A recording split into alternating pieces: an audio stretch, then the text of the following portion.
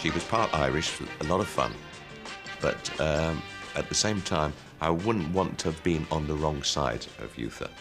Mildred, am I or am I not master in my own house? Don't be ridiculous.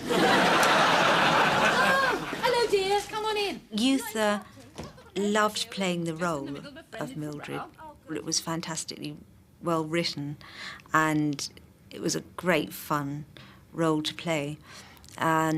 But she herself was a much stronger personality, much, much tougher. She was a tough nut. What time would you like me to come, dear? Oh, about 8. Oh, lovely. Hey, just a Down, George. See you later, love. There was something about that woman. She had an enormously attractive personality. There was great intelligence there. It shone out of every corner of her. And I think that's what people reacted to. Now, where's that cane? That's right, give it a good hiding. Oh. I'm just giving it a little extra support. Now, this is the lazy one. It just flops around and it doesn't try. I call it George. That she was a terrific speaker of lines. Her exit lines, entrance lines, everything was designed to leave in ruins what the previous person had said. I feel about that big.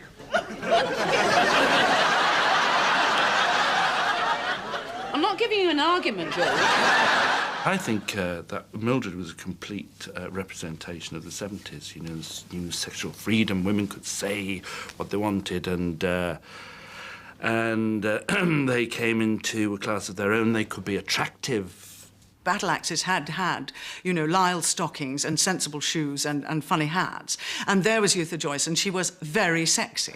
Mrs. Roper, I was wondering if I could have a word with you, please. Oh, yes, of course, love. Would you like to go in the lounge? Oh, right. Right. Sorry. No. Go on, after you. It was the beginning of women coming out and saying, look, you know, I'm here, I'm gorgeous, and I should be able to have what I want when I want it, more or less. Give me that pillow.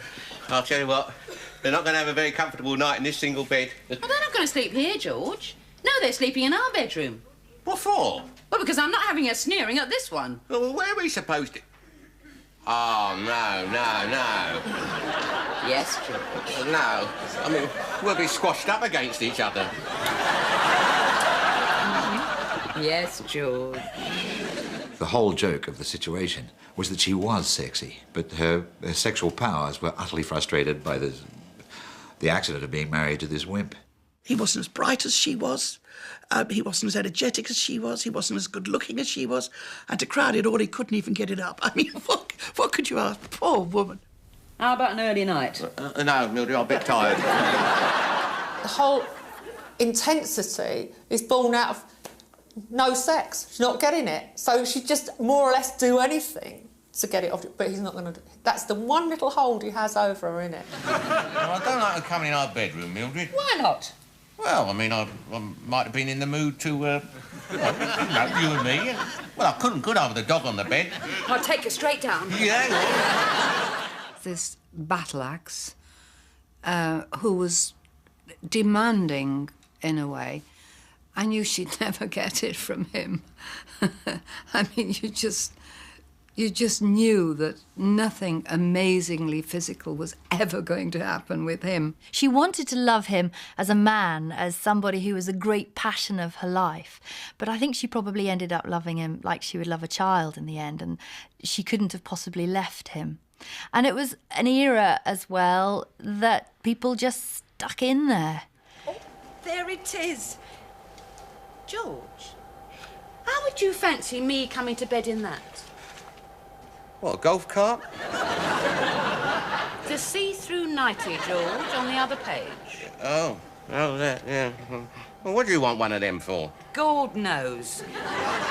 Yootha Joyce was glamorous and sexy, and so you threw in an extra element, but you still had this thing of having a weaker character that she was playing off and playing against. Because you can't be a battle axe on your own. You've got to be a battle axe with somebody. You've got to say something, shut up, to somebody, and they've got to shut up. I'm your husband, Mildred, and I forbid it. Oh, well, dear, of course, that settles it. I'm going. I'd get better treatment if I had a cold nose and dropped hairs all over the place. You have, and you do. Honestly, George, I think you must be going soft in the head. as well.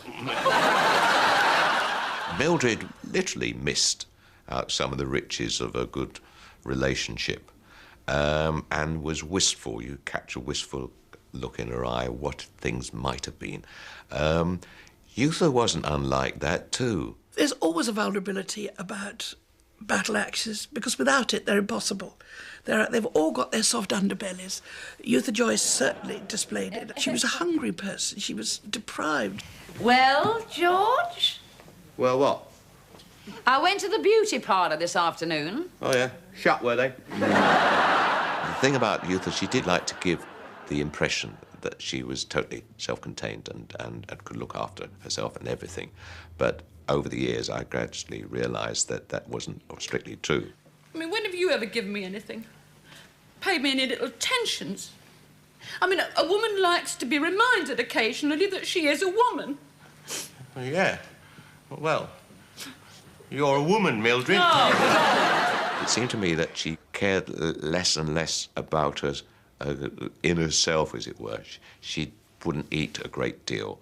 And after the shows, when we go out socialising, she'd order a great plate of something, but I'd see that most of it was left. But I hadn't realised how ill she was or had been. Only 2 days earlier, she had been celebrating her birthday, sitting up, looking not too bad, with her glasses perched on the end of her nose and looking at them. The whole room, clinic room, filled with flowers and these cards, and she was giving her orders out to me. Now, you will see that so-and-so gets replied to. Yes, yes, yes, yes, yes. I will, don't worry. So when I went back on the Sunday, I was expecting to see her even brighter. She sadly had gone into a coma, and whilst I was sitting there, she slipped away.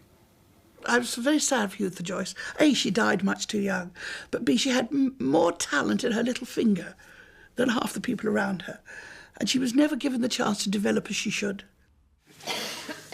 George, you remember this one? Come on, George, you pretend to be the man.